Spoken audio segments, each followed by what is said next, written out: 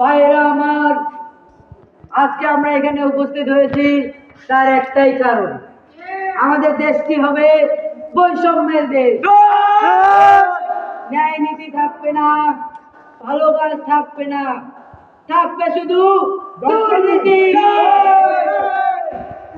ভাইরা আমার, এতদিন ছিল ভালো সরকার, আমাদের প্রাণপ্রিয়, আমাদের ডার্লিং শেখ হাসিনা, কিন্তু তার এই ভালো কাজে জনগণ সন্তুষ্ট নয়।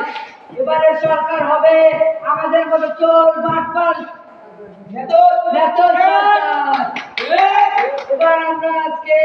এবার আমরা এই বাংলাদেশকে পৃথিবীর শীর্ষ দুর্নীতি দেশের মধ্যে তারপরে আমরা বলতে চাই যে আমাদের দেশের রাস্তাঘাট এগুলা থাকবে না, আমরা ফ্লাইওভার দিয়ে রাস্তাঘাট বানাবো, ফ্লাইওভার দিয়ে এখন আমি আর কিছু বলতে চাই না।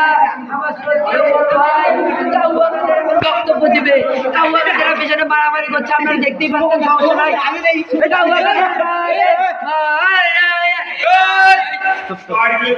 দেখতে দেখতে পদ্মা সেতু হয়ে গেল।